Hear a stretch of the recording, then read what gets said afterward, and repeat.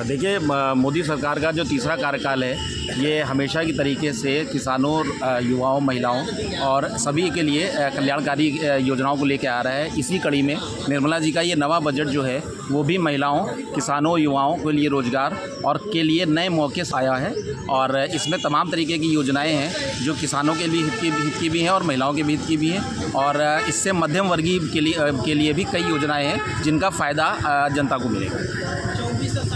इस बजट को लेकर समाजवादी पार्टी की तरफ से सवाल खड़े किए गए हैं। देखिए, वो विपक्ष में है तो उनका काम तो सवाल खड़े करने का ही है। वो सरकार कोई भी अच्छे से अच्छा काम करे, उनका अपना जो काम है वो कर रहे हैं। उनका विपक्ष का काम सिर्फ ये होता है, हाँ ये ज़रूर है कि अनर्गल आरोप लगा के समाज को विभाजित करने की राजनीति जो है वो अखिलेश जी कर रहे हैं। उसी कड़ी में वो कुछ भी बयान दे सकते हैं। बजट को उनको सही से पढ़ना चाहिए कि क्या है क्या नहीं है, और अगर थोड़ी बहुत त्रुटियाँ रही भी गई हैं तो उसको आगामी उसमें भी किया जाएगा। लेकिन बजट बिल्कुल बढ़िया है। अखिलेश जी का जो भी बयान है उसका कोई मतलब नहीं है। तो ये किस बेस पे उन्होंने कहा है कि 5% लोगों के लिए, यानी 1/20 भाग के लिए बजट है भाजपा का, अपने लोगों के कमीशन के लिए है, अपने लोगों को सेट करने के लिए, ऐसा उन्होंने क्यों कहा? नहीं, उनका वो 1/20 और ये आकलन उनका जो है वो अपनी गणित है। वो कभी कोई भी बयान दे देते हैं, उनके आकलन का कोई मतलब नहीं होता। वो किस संख्या बल पे बात करते हैं उनको खुद नहीं पता है। कभी वो पीडीए की बात कर देते हैं, कभी जिसमें ए से वो कंफ्यूज रहते हैं कि ए को वो डिफाइन किस तरीके से करें। तो उनका ना अल्फ़ाबेटिकल सही है, ना मैं जानना मैथ सही है कि किस आधार पे वो कह रहे हैं, उनको खुद ही नहीं समझ में आ रहा है। बस ये है कि विपक्ष में है तो उनको कुछ ना कुछ अनर्गल बोलना है तो वो बोल रहे हैं, वो अपना काम कर रहे हैं। बस आरोप लगा रहे हैं। बस आरोप लगा रहे हैं, उसमें कोई सत्यता नहीं है। बजट अच्छा है, किसानों के लिए जो है 63,500 कुछ किसानों से हमने बात की तो उन्होंने भी इस पे आरोप लगाया कि इस पे कुछ चीज़ों को महंगा कर दिया गया, खाद यूरिया वगैरह।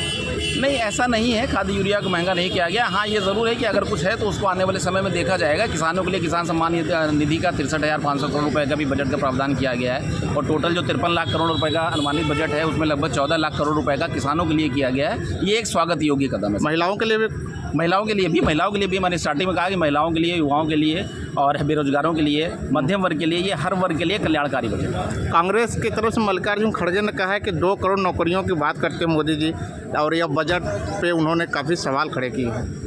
ये मल्लिकार्जुन जी के बारे में क्या कहा जाए, और नौकरियां सारी सब जो है रोज़गार भी मिल रहे हैं, ऐसा कुछ नहीं है कि नहीं मिल रहा है। उनका मैंने कहा ना कि विपक्ष का काम यही है कि आप कुछ भी अच्छा करिए, उनको आरोप लगाना है। और अगर इतना ही था तो क्यों उनकी सरकार नहीं आ पा रही इतने समय से?